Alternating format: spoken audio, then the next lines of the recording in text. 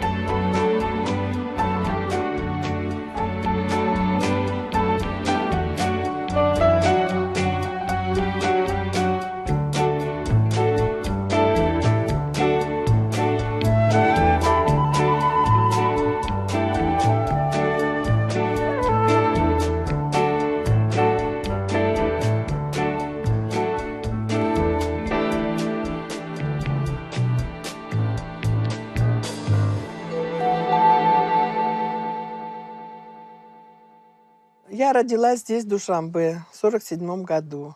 До этого мои папа и мама познакомились во Владивостоке. Папа служил в Тихоокеанском подводном флоте.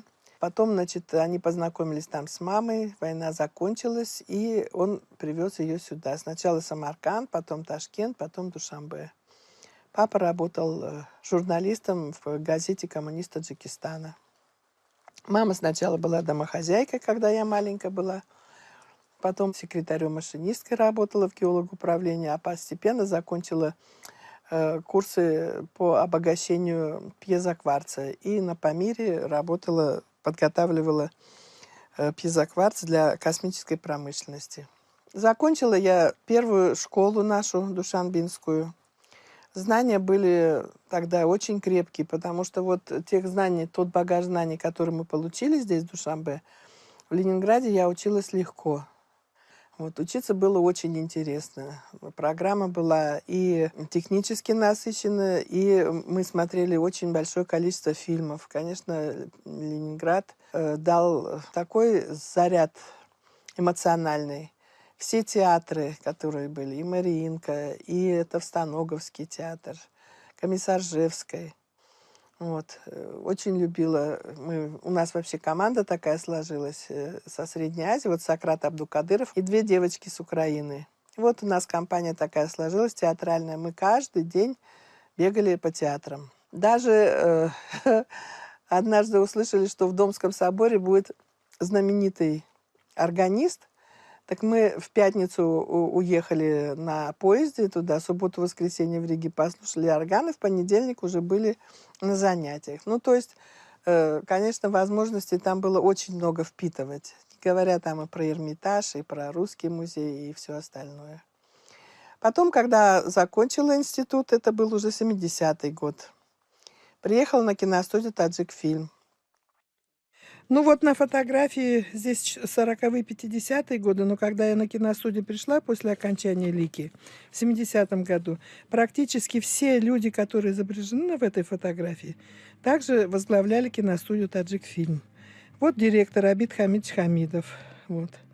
Хабур, заместитель директора, Эрнест Ахмедович Рахимов, главный инженер, Майрам Апа, начальник монтажного цеха, Ида Абрамовна, начальник дубляжного цеха, Миша Муладжанов, второй режиссер, Батур Арабов, мой коллега, тоже звукооператор, закончил ЛИКи. Потом он закончил высшие режиссерские курсы и уже работал режиссером. Вот. В общем, вот основной состав здесь, который изображен, они все так и возглавляли в 70-х годах киностудию. И вот с ними я начинала свой путь.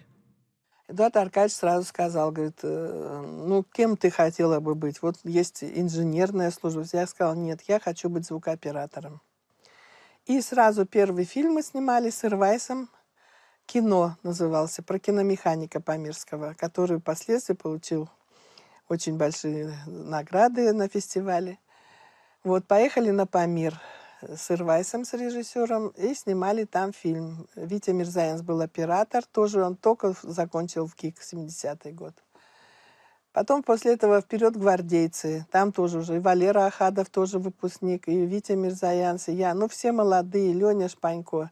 И так вот 40 лет, ну, как говорится, ни одного бюллетеня даже не было, потому что некогда было болеть. Настолько была интересная, любимая работа, что хотелось все время быть задействованной в этой работе и не пропустить ничего.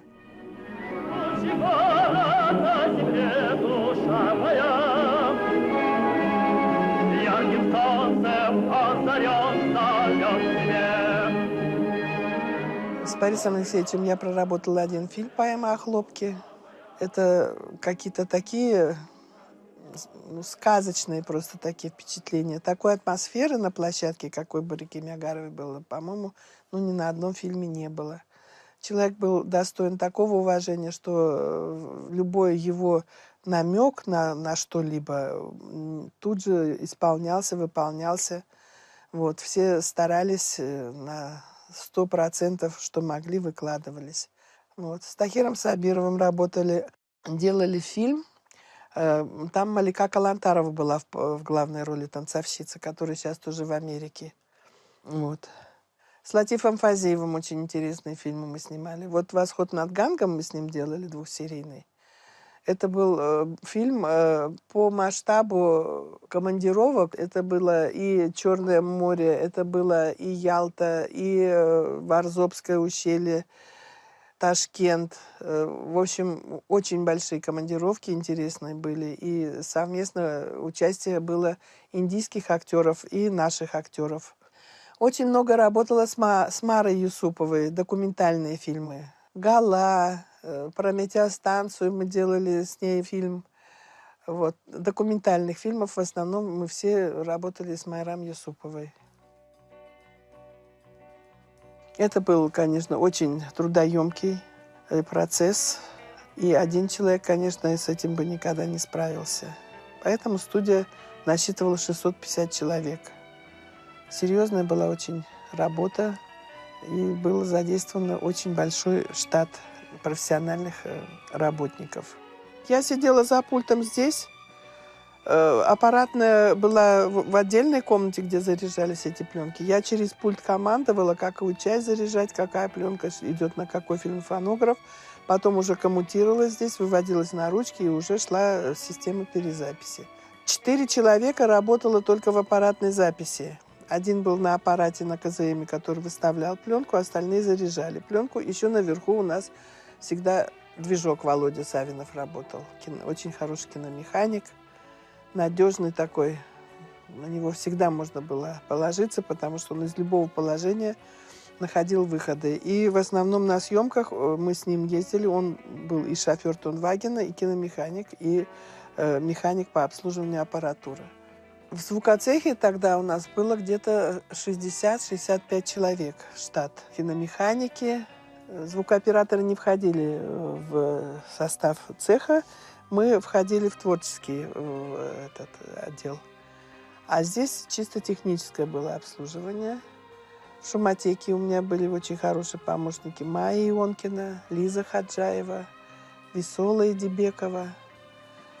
Это мои были одномышленники и помощники. Все, фоновые все шумы, они мне все подготавливали на перезапись. Я на съемках подготавливала все фактуры, им сдавала, а они уже здесь распределяли, что куда, и все это прокладывали на 4 дорожки. И потом уже подавали сюда на перезапись.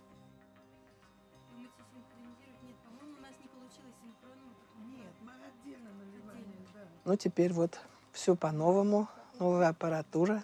Монтировали здесь вот фильм уже, звук полностью делали. «Сон обезьяны». Я первый раз столкнулась с такой технологией волшебной и получила огромное удовольствие, конечно, потому что технические возможности расширились, и качество, и творчески можно закладывать намного больше, конечно, чем мы раньше имели возможность.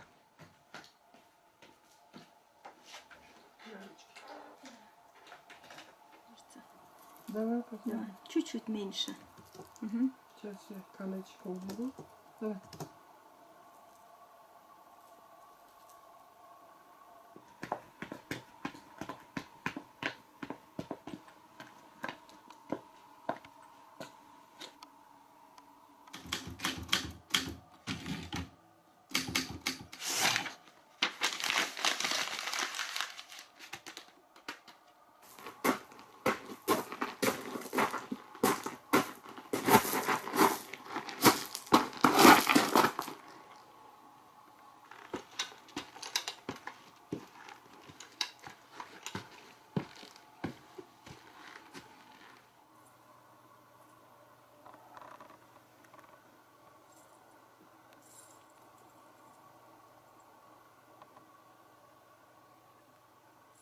Сейчас мальчиков сделаем по бетону, а потом ее каблучки.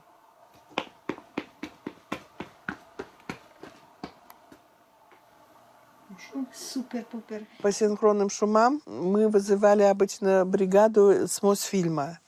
Но потом как-то уже присмотрелись, как они делают, что они делают, и решили сами попробовать. Заказали в цехе всякие приспособления, там, как гром делать, как ветер делать, чем что извлекать. И потом уже чисто практически стали подбирать все фактуры и собирать их потихоньку. Бригадир у нас был Марат Хасанов. Он вообще директор фильма, он же и актер, очень талантливый человек. Вот. И потом вот постепенно вот и нас научил Федя Глущенко, я и Марат. Вот в основном втроем мы, значит, озвучивали, синхронные шумы делали.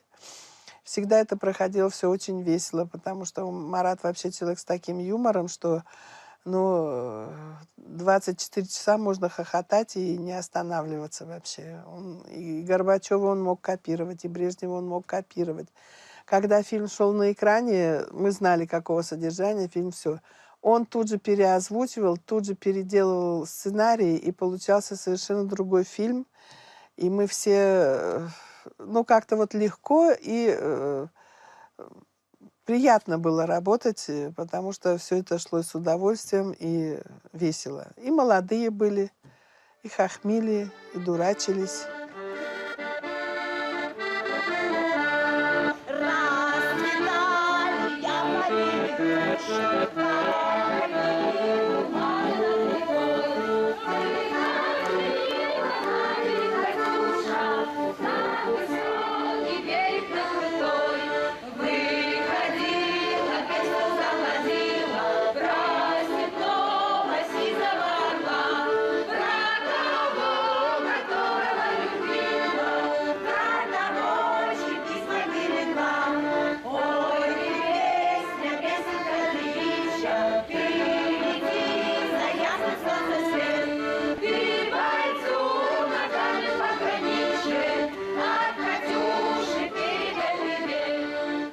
Раньше же как, вот фильм выезжали мы, например, вот «Охотник из Минархара», мы 3 года жили одной семьей.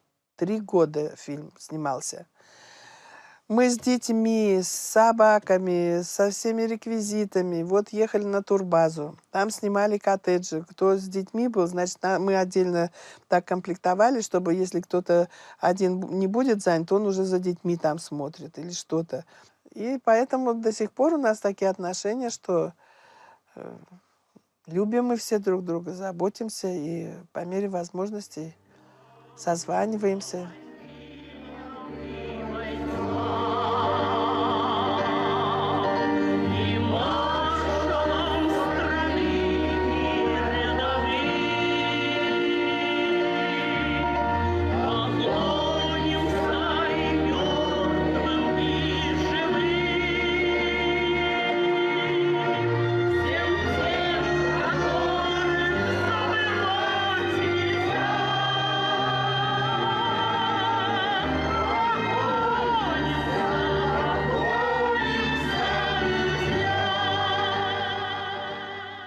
Ой, Господи. Все равно приходишь на студию, да, и вот какое-то тепло такое родное. Вот знаешь, вот прям вот... Я не могу передать это словами. Вот в звукоцех прихожу, вот как будто не уходила отсюда. Даже запах вот свой такой какой-то вот родной. Просто я поняла, что жизнь так летит. Миг, вот миг. Т8, дубль 2, синхрон, начали.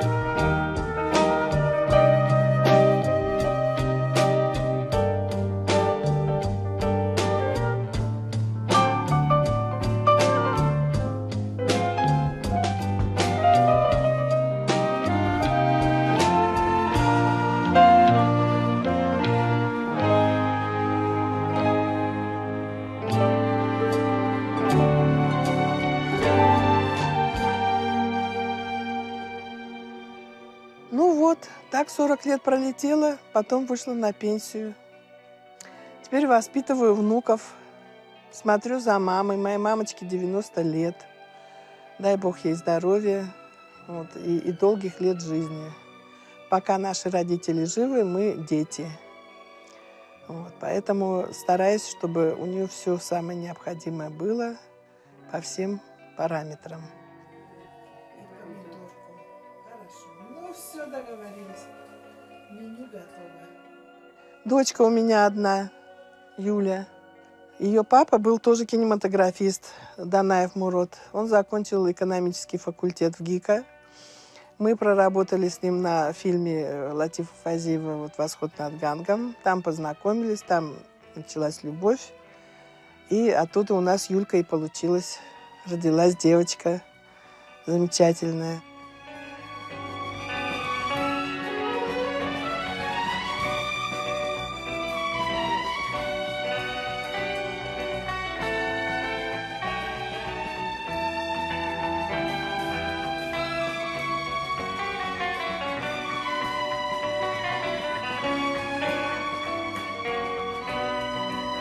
Раз, два, три.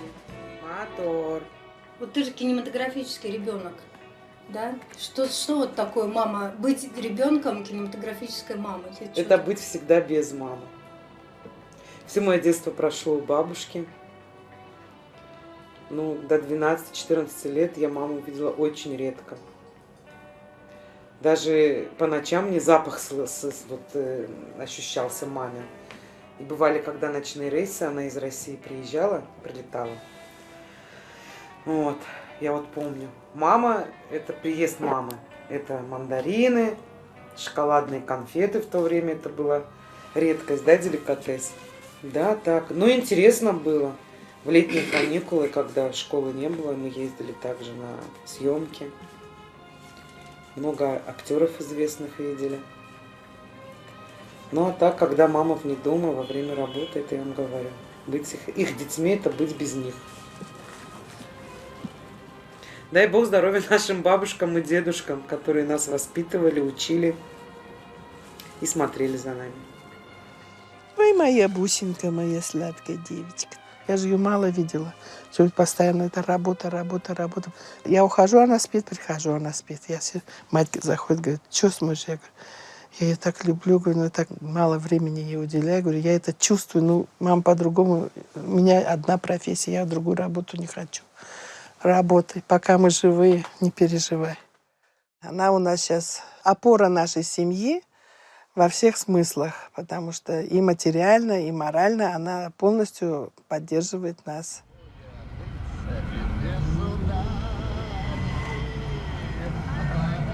Карета подана. Окей. Слышал, Фурик? Окей.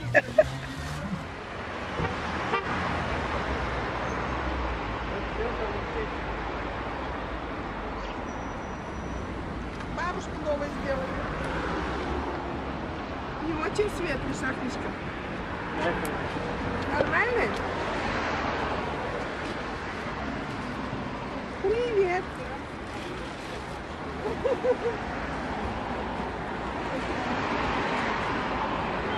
Видела она снова?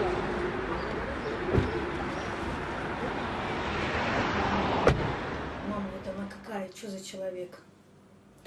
Мама наша очень мягкий человек. И мне кажется, иногда ей надо быть даже построже, как и со мной, так и с моими детьми. Ангелинке 12 лет. Учится она хорошо. Девочка такая мягкая, очень застенчивая. Ну ничего, может быть, с возрастом она немножко посмелеет. Сейчас очень такая тихенькая, скромненькая. Прячется от всех, как котенок. Стесняется она. Ой, помощница — это первая помощница. Я ей всегда говорю, ты моя единственная надежда и опора, Ангелинка. Она у меня все. Она мои глаза, она мои ноги. Что я потеряю, Геленька, посмотри, где. Она тут же приносит. Геля, где мои очки? Да вот, бабуля, не ты что не видишь? Молодец, девочка очень исполнительная, такая ласковая, самое главное, очень. Старший внук Богдан уже учится в Москве, в духовной семинарии Сретенской. Он сам избрал себе этот путь. Мы часто с ним и разговариваем каждый день по телефону. И на каникулы он, когда приезжает, я ему говорю, подумай, это очень тяжелый путь. Только военные и священники не работают, а служат. Это такая служба, которая очень серьезная. Но он пока не отрекается. Ну, дай Бог ему терпения, довести все это до конца. Сейчас он уже на первом курсе, вот, первый семестр проучился, приезжал, возмужал, становится мужчиной таким красивым. Ну, тоже наша гордость. Дорогая моя бабуля, поздравляю тебя с этим знаменательным юбилейным днем. Желаю тебе оставаться такой же красивой, жизнерадостной, энергичной. Желаю тебе, чтобы ты продолжала петь в хоре, также помогала на киностудии, почаще ходила в храм и строила всех дома. Ведь ты единственная такая бабушка на свете, которая в нужный момент поддержит. С тобой можно поговорить по душам, спрашивать, как делать уроки. Да, и, кстати, память у тебя просто феноменальная. Пусть вся твоя жизнь будет безоблачной и яркой, а в доме царят уют, мир, любовь и счастье. Если говорить кратко, то от всей души желаю тебе прожить жизнь так, как будто побывать в сказке. С днем рождения тебя, моя родная бабуля. Благоденственное мирное житие, здравие и спасение, и во всем благое поспешение. Положь, Господи, рабе Твоей Фатине, и сохрани ее на многое лето.